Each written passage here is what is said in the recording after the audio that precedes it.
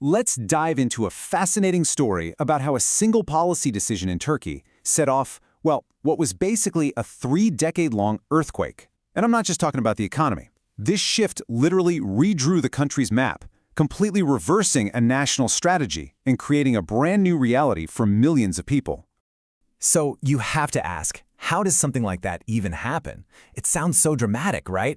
But when you look at the data, you see it wasn't some kind of accident. It was a conscious choice, a decision to ditch one economic model for a totally different one. And that choice had these profound physical consequences, pulling people, money, and power into one place until the whole nation was reshaped. You know, this whole story really boils down to two completely different ways of thinking. Before 1980, the big idea was balance. The national blueprint was all about spreading growth and opportunity evenly across all of Turkey's cities. But after 1980, that entire plan got tossed out the window. The new strategy was to go global, to compete on the world stage, and that meant betting pretty much everything on one single megacity. So let's rewind the clock and look at that first era. Because to really understand the reversal, you first have to get what the original vision was. And it was this very deliberate, conscious effort by the early Turkish Republic to build a more balanced, a more decentralized nation. This quote really gets right to the heart of that old philosophy. You see, the leaders of the new republic looked at Istanbul, the old imperial capital, and saw a symbol of imperial decay. So they moved the capital to Ankara, right in the heartland, to create a totally new center of gravity. Their goal was to dismantle that old model of having one single dominant primate city, where one city is just overwhelmingly larger and more powerful than every other city in the country. And get this, it totally worked. The numbers are just striking. Between 1927 and 1980, Istanbul's share of the country's urban population was slashed. It went from over 31% all the way down to just 14%. And at the exact same time, the new capital, Ankara, saw its share almost triple. This was balanced development in action. You could see it happening. But then came 1980. This was a watershed year, a moment that marked a dramatic, sharp turning point. That old blueprint for balance, it was about to be torn up and replaced with something entirely new. So what happened? Well, it was kind of a perfect storm. The 1970s brought a global oil crisis that hit Turkey's economy really hard. All that instability built up until it culminated in a military coup in 1980. Now, the source material uses this interesting phrase for it, an area cleaning. Not in a physical sense, but in the sense that it completely swept away the old political and social order, basically creating a clean slate for a really radical economic shift. And this radical shift was all about adopting what we call neoliberal policies. Now, in simple terms, this just meant swapping out the old state-led model for a new one that was totally focused on plugging into the global economy. The new playbook was all about free markets, selling off state companies, and doing everything possible to attract foreign money. The goal was to launch Turkey, and specifically Istanbul, onto the world stage as a major player. Okay, so this massive policy shift had immediate and just huge consequences for where people lived and where the money was flowing. The data shows us what the source calls the Great Urban Unbalancing. And the scale of this change is just staggering.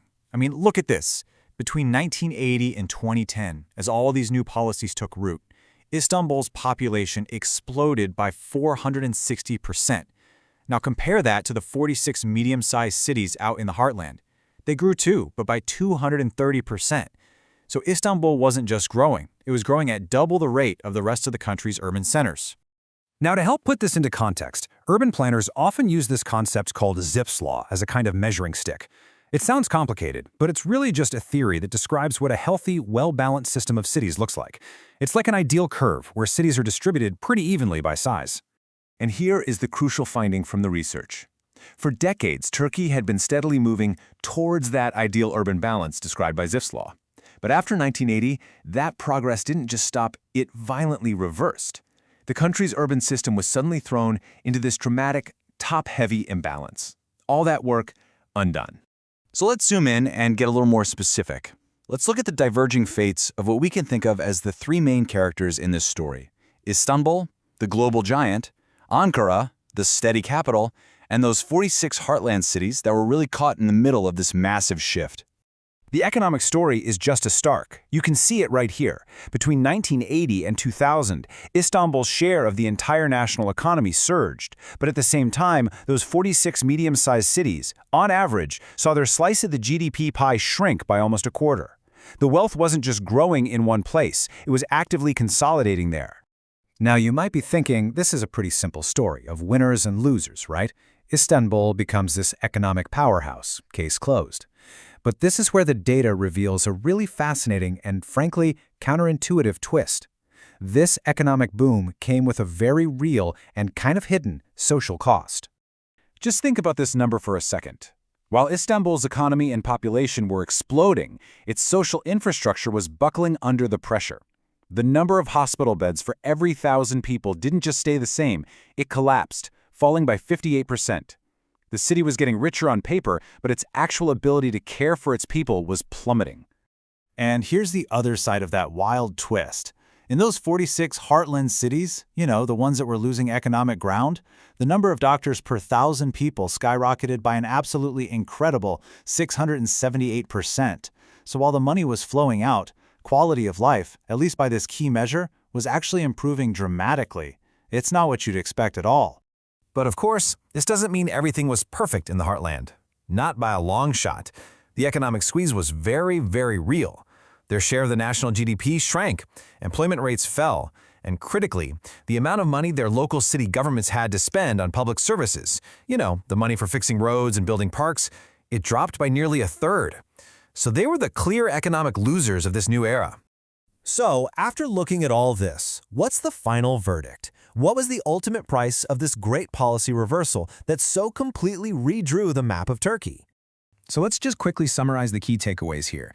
The policies put in place after 1980 deliberately reversed decades of successful, steady progress toward urban balance. They intentionally funneled economic power and people into Istanbul, forging it into a global megacity. But that explosive growth created what the researchers call a social deficit, overwhelming services like healthcare. And at the end of the day, the heartland cities were simply left behind economically. And all of this leaves us with a fundamental and really challenging question that, frankly, countries all over the world are still grappling with. It is the core tension of this entire story. What is the right balance? How do you foster a single, globally competitive city that can drive the national economy without sacrificing the well-being and equality of the rest of the nation? It's a trade-off with no easy answers, and it's one that continues to shape our world today.